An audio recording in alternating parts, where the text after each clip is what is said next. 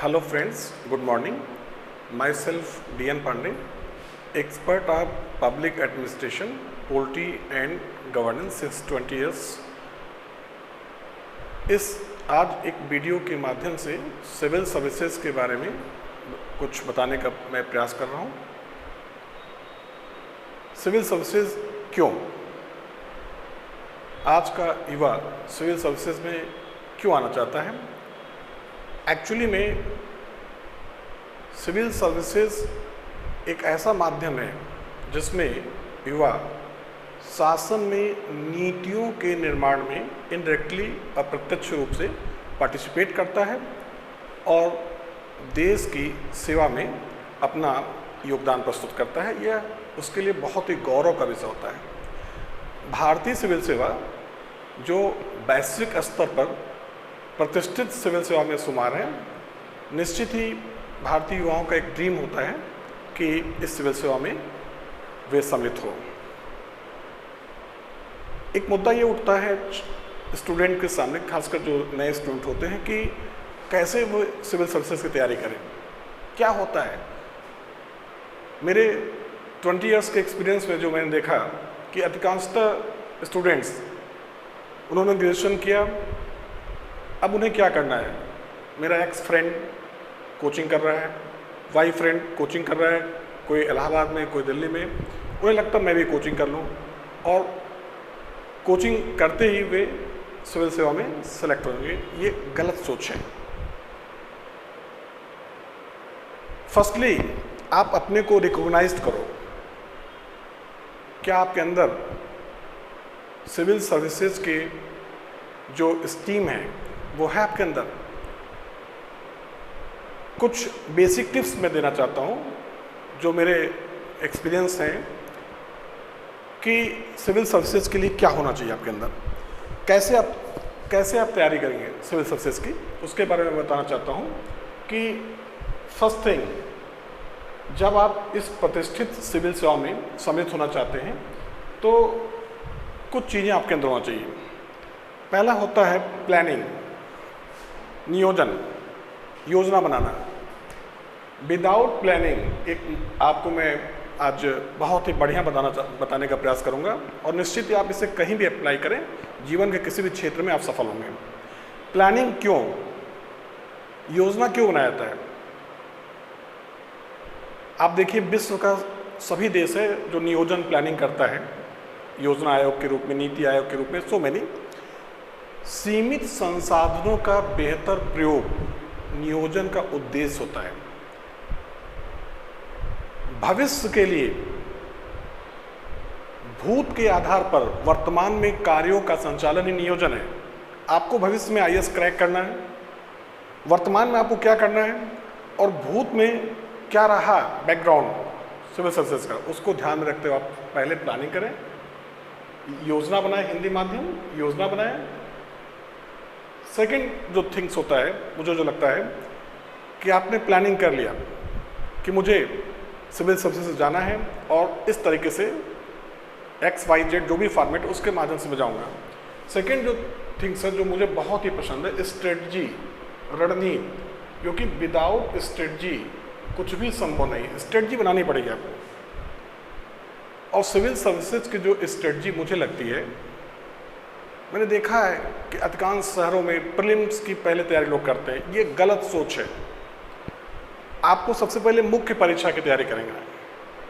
मुख्य परीक्षा में आपका जो अप्रोच होगा वह कंसेप्चुअल, सबसे पहले आपको कंसेप्ट बिल्डिंग, कंसेप्ट अवधारणा, किसी भी सब्जेक्ट का जो कंसेप्चुअल अप्रोच है, अवधारणा, इस पे आपको फोकस करना होगा।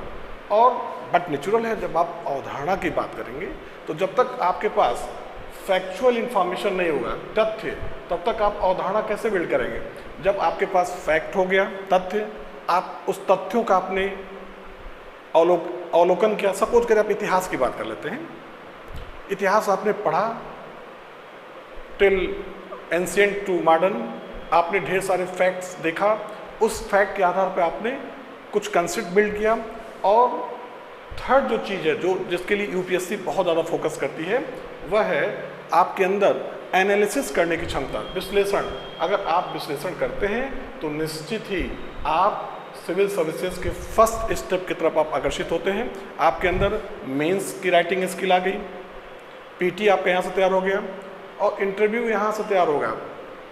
ये तीनों चीज़ें आपके लिए बहुत ज़रूरी होती हैं, क्योंकि यूपीएससी क्या कहता है। अगर आप यूपीएससी का सिलेबस देखें, उसके बारे में हम कभी फिर एक वीडियो के माध्यम से बताने का प्रयास करेंगे। थोड़ा सा मैं समरी कर दूं कि उसमें स्पष्ट लिखा हुआ, it is not the mere test of knowledge, it is test of your complete personality. UPSC ज्ञान का परीक्षण नहीं करता है, ये आपके पूरे व्यक्तित्व का परीक्षण करता है। आप पूरे सिलेबस को, मैं कभी मेरे जो सिलेबस मटेरियल है उसमें आप देखेंगे और अन्य जगहों पे जब अवेलेबल है वहाँ देखिएगा, पूरा सिलेबस, चाहे वो जीएस का सिलेबस हो, चाहे वो सब्जेक्ट का सिलेबस हो। खासकर जीएस की मैं बात करना चाहूँगा कि जो पेपर्स हैं आप उठा के देखिए तो उस पेपर्स को इसी आधार पे मॉड्यूल बनाया गया है, उसी आधार पे बनाया गया है कि आपके अंदर आपके पूरे व्यक्तित्व का विकास हो, क्योंकि आप आगे चलकर शासन में डायरेक्टली इनडायरेक्टली पार्टिसिपेट करेंगे तो निश्चित ही एक अलग अप्रोच के आधार पर आपको काम करना पड़ेगा।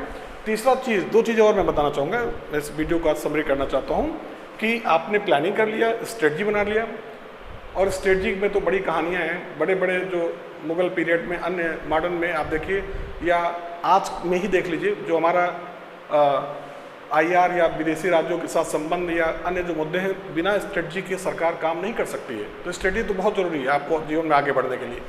थर्ड जो चीज़ है जो मैं बताना चाहूँगा, जो अक्सर मैं देखता हूँ कि स्टूडेंट्स उसको लैक करता है, वो है टाइम मैनेजमेंट, समय प्रबंधन। टाइम मैनेजमेंट, समय प्रबंधन, ये बहुत इम्पॉर्टेंट मुझे लगता है कि सभी इम्पॉर्टेंट हैं, लेकिन जो स्टूडेंट्स या जो व्यक्ति इसको महत्व देता है वो जीवन में आगे बढ़ता है। क्योंकि समय जब बीत जाता है तब आपको एहसास दिलाता है कि समय चला गया। और लास्ट में है, इस पे भी आपको फोकस करना पड़ेगा, हेल्थ मैनेजमेंट, और ये स्वास्थ्य पे भी आपको, क्योंकि अगर आप एक दिन भी डिले करते हैं तो फिर आपका कोर्स पीछे होता जाता है। तो निश्चित ही अगर हम इन सारी चीज़ों को फोकस करें तो फाइनली इन सबका एक ही रिजल्ट आता है, आप देखेंगे तो वो है सक्सेस, सफलता। मतलब जो भी आप काम कर रहे हैं, आप सिविल सर्विसेज तैयारी कर रहे हैं या जो भी XYZ कर रहे हैं, अगर ये सारी चीज़ें आपके अंदर हैं तो आपको सफलता मिलता है।